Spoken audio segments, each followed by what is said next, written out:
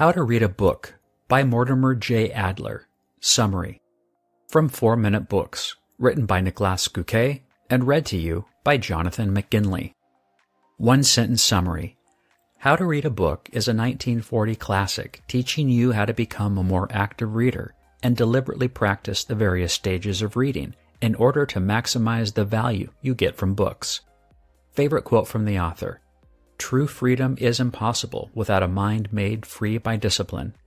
Mortimer J. Adler was a popular American philosopher, author, and educator who worked at various prestigious universities like Columbia and the University of Chicago, as well as educational institutions like the Encyclopedia Britannica and his own Institute for Philosophical Research.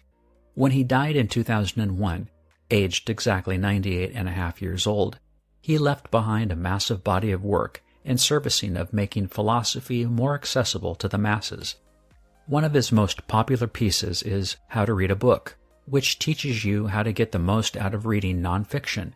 For example, when you have to for school, work, or just plain want to get smarter. It dissects reading into various stages and shows you how to think about information critically. Here are my 3 main takeaways from the book. 1. Always inspect books before you read them. 2.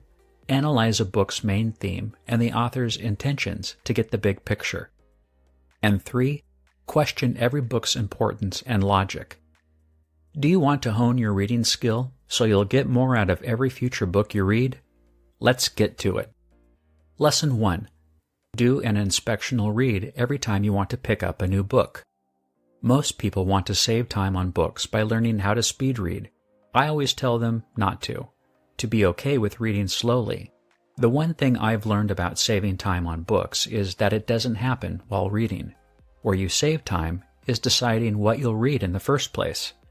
Sadly, a lot of nonfiction books don't really warrant being read from cover to cover, and this is where what Mortimer J. Adler calls inspectional reading comes in. The goal of an inspectional read is to answer 2 questions. 1. What is this book about? And 2. What kind of book is this? You can do this by skim reading the following sections. 1. The title page. 2. The editor's blurb. 3. The cover text. 4. The table of contents. And 5. Introductory sections and important paragraphs of chapters that interest you. After you've done that, you'll have a pretty good idea of whether this book deserves your full attention. And if you do decide to read it cover to cover, read it entirely, but don't look up things you don't understand. This is what slows you down and makes a book painful to get through. Even without understanding everything, knowing what the entirety of the text is about will help you dig deeper into these things later. By the way, did you know that 89% of the people who regularly watch this channel do not subscribe? So if you've ever enjoyed any one of our videos, please do us the honor and hit the subscribe button.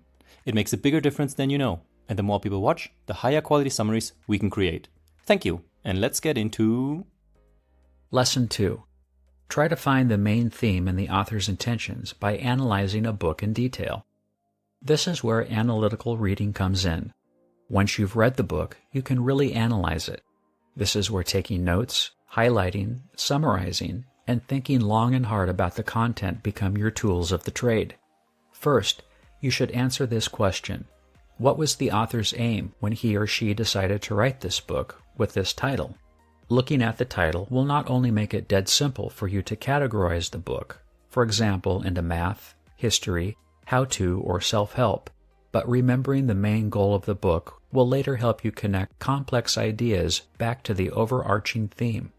Then you can go on to unravel the book's main theme by trying to summarize its content in a few sentences and writing down all the different themes and subplots. It'll help a lot to create a mind map of how those relate to each other, so you can see how the various parts of the book relate to each other and the whole. For example, A Christmas Carol is set in 5 staves.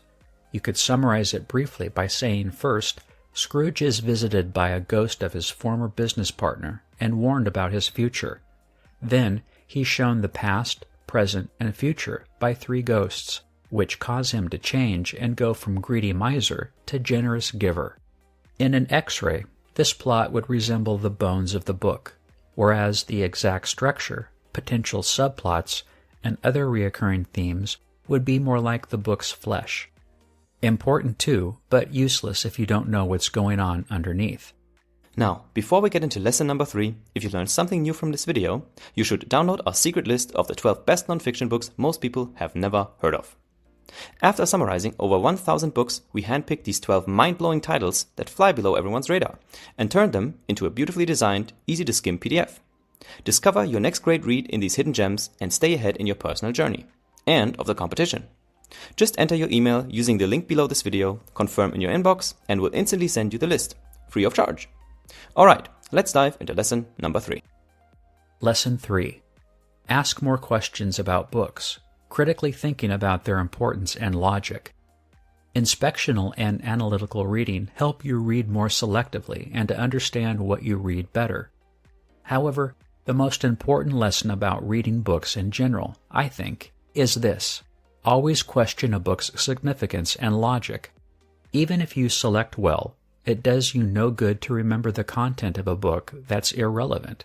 And even if you've understood everything correctly, that means nothing if the book's logic is inherently flawed. After you close and put down a book, ask these 2 things. 1. Is this true? And if it is, 2. So what? Checking the book's logic should come first, because if it doesn't hold up, it's obviously irrelevant. You can do that by checking if there are contradictory statements at different points in the book, if arguments are left incomplete, or if the book somehow fails to answer the main questions it poses. Then you can go on to criticize the book, but only if you've understood it well and aren't emotional about it. For example, just today, someone who's vegan said my critic review of a book about a vegan diet was opinionated, which is, of course, an opinionated statement in itself, since he obviously felt emotionally offended by my review, not a good basis for judgment. Don't disagree on principle, and don't agree because it feels right. Make up your own objective mind, and then decide. Hey, this is Nick, the founder of 4 Minute Books, and if you feel even a tiny bit smarter after watching this book summary, you should watch this next one and discover even more tips and tricks on how to think better and get smarter from another expert researcher. Click on through and let's get started.